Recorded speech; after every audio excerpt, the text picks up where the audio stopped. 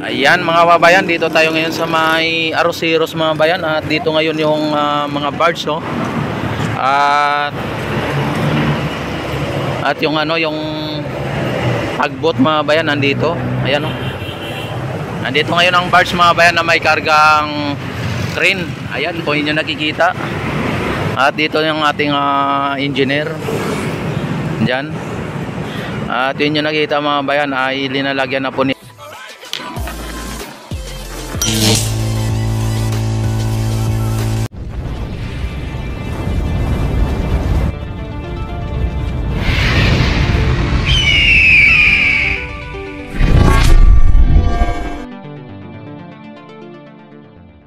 nila dito ng mga bakal para sa ganon ay ito na po ang kanilang next na gagawin.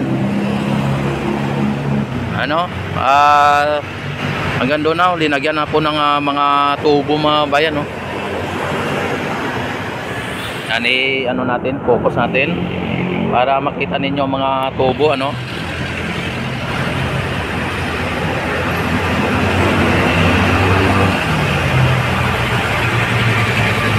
Ayan, at sa mga bayan sa dulo, doon sa kabila ay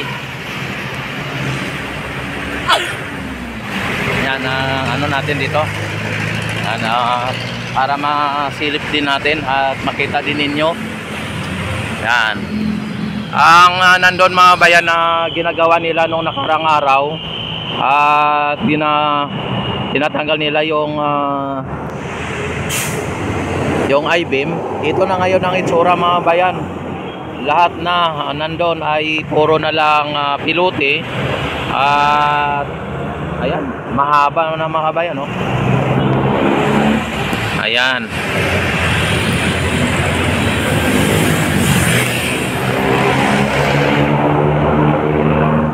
Yan, at bilangin natin nga ang pilote dito. Kung ilang pilote ang nila dyan. Ayan mga babayan, at ang doon Philippine Coast Guard natin dito mga bayan. Shout out. Ayan.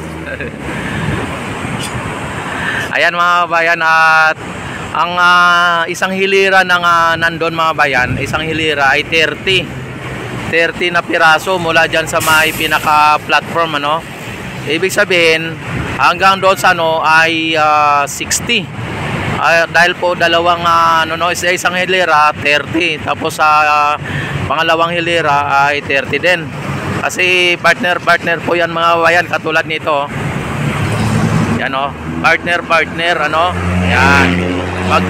Magkatapatan, o tapatan po yan.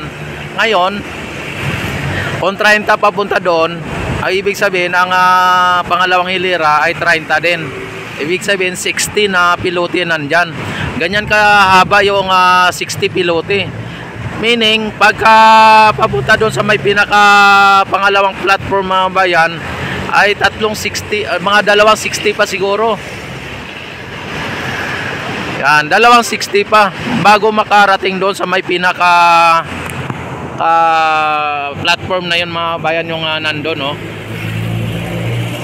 Yan, mga lamang ay mga dalawang 60 pa.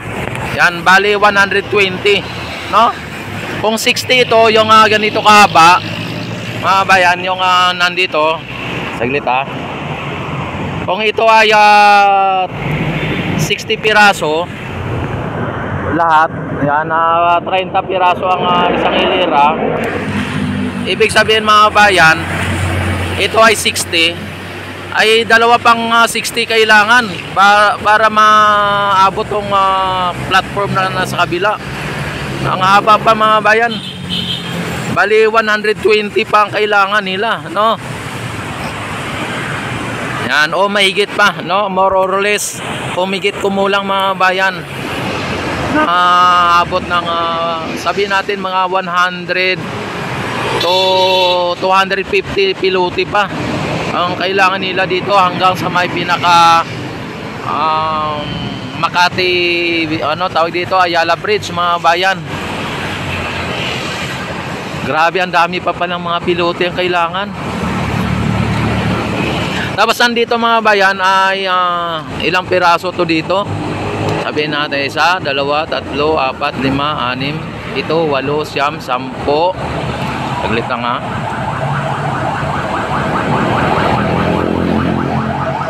10, 11, 12, 13, 14, 15, 16, 17. Apa, 34 pala dito mga bayan. 17 ano? 17 ng isang hilera.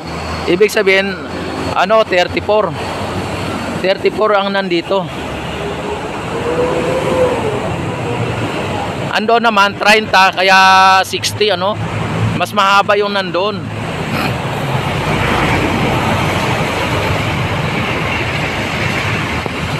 Kaya kailangan pa nila pala ng dalawang 60. Kaya 120 ang ano no, ang kailangan nila doon. Papunta doon sa may platform na yon. Kaya mula naman doon sa may platform papunta sa may pinaka Ayala Bridge ay malamang mga 30 din. Kaya 180 mga bayan ano. 180 siguro ang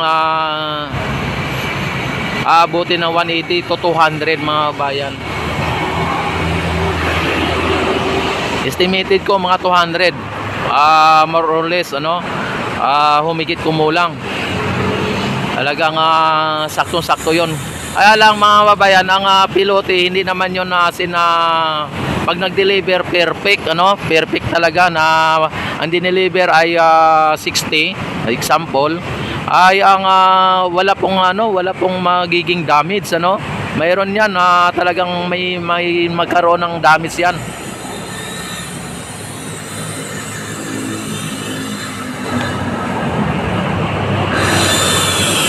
Ayan. Oh. Sa ngayon ay ito po ang nilang inano mga bayan, tapos may transport pa diyan oh. Ayan. Ito ngayon ang kanilang binibigyan ng pansin o pinopokus nila mga bayan sa ngayon. At dito ngayon ang ating crane. Ayan, ang crane na to ay malamang ang tulong niya dito ay yung paglagay lang ng steel beam para gagawing tulay ano. Pero kung sa ano mga bayan ay halos hindi na kailangan dito yung crane sa ngayon.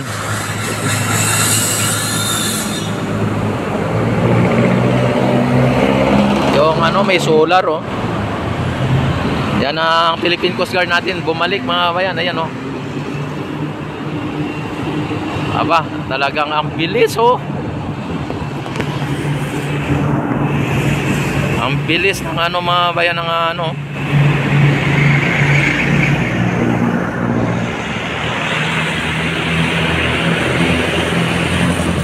Grabe ang bilis.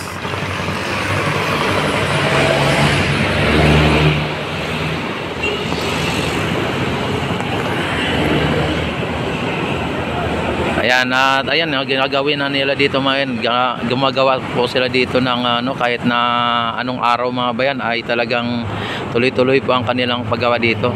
Ito mga babayan ay gagawin nila dito, lalagyan nila ng formas ay yung dulo nito para sa ganon ay mabuhusan ano. Yung box ng mga bayan na nandun, no? Yung mga box na, kung inyo napapansin na to, i-focus natin. Yung mga box na yan, yan po ang kanilang ilalagay dyan. Magiging formas, ano. Pero bago nila ilagay po yan, mga bayan, lalagyan po nila muna ng bakal. Yung bakal na parang box din, na para siya ganon, pagka may ilagay nilang formas ay saktong-sakto yun. Tapos sa kanila buhusan para yung bakal lang siyang mag-silbing matigas no o mas matibay. I-welding po nila yung ano diyan yung pinaka tawag dito yung bakal, i-welding nila dyan sa may dulo na yan dito.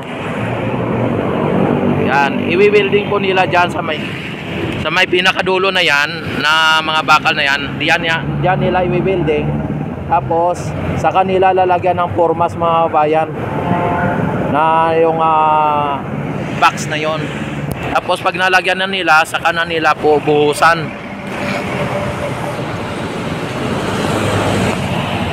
Yung ano na yan, yung pilote na yan, pinutol nila. Pero pag linagyan po nila ng formas at nabuhusan nila, tataas po yan. Hindi po yan ang pinanya ka hindi po yan ang pinanya ka level mga bayan, ano. Yan.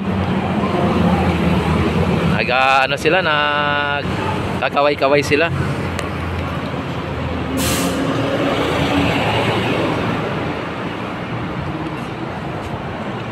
Yan si Ma'am Marley, oh.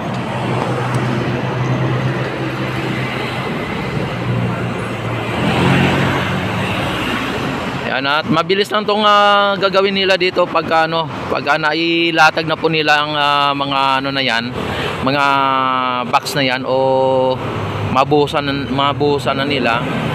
May ilalagay na nila yung bakal, steel top nila, ay talagang ano na po, malalagyan na po nila ng ano yan, ang steel beam o I-beam, para sa ganon ay lalagyan din nila ng steel deck.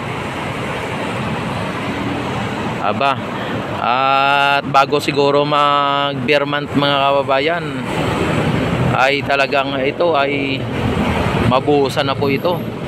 At bago mag-December mga bayan, ay tinitiyak ko, kapag tuloy-tuloy ang kanilang ginagawa dito, bago mag-December o bago mag-Pasko mga bayan, mapapasyalan na po natin ito.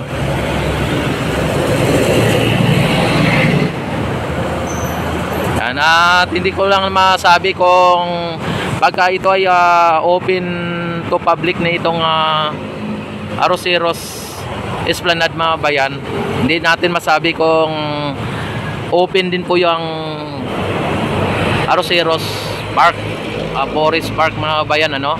At sana magiging open po yan sa publiko pagka ito ay open na rin po sa yung Esplanade. Dapat magiging open po yan para sa ganon ay hindi lang po dito sa Esplanade ang pasyalan ng tao, maging ang Forest Park mga bayan. At ito lang po ang pinaka forest o pinaka kagubatan sa loob ng city mga bayan, itong Arroceros Forest Park mga bayan.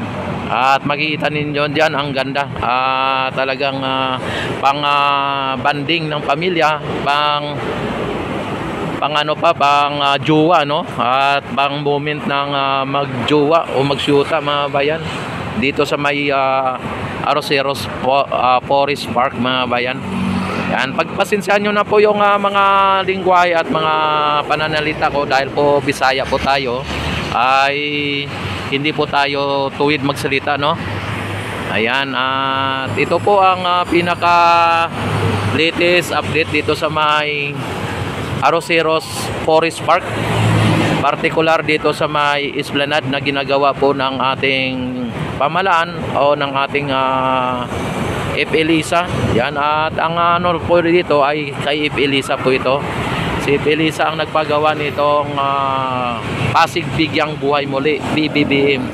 Yan po ang ibig sabihin ng PBBM, Pasig Bigyang Buhay Muli, dito sa may Ilog Pasig mga bayan. At pagdating ng araw at panahon at oras, ay talagang ito ay maging malinis na itong ating Ilog Pasig, lalo na pag ito ang Esplanade ay aabot na po doon sa Laguna de Bay, at may ibsa na po ang pagtatapon sa Ilog Pasig, dahil po yung mga squatter o mga informal settler ay mawawala na po yan sa gilid ng Ilog Pasig, at wala na pong masyadong magtatapon ng basura.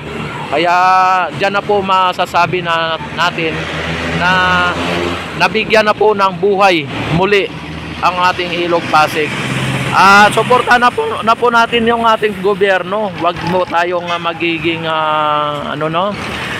pasaway, at dapat tayo ay magkaisa at magtulungan sa gobyerno, dahil po tayo ang gobyerno at ang namumuno lang po ang ating presidente, o siya lang po ang namamahala.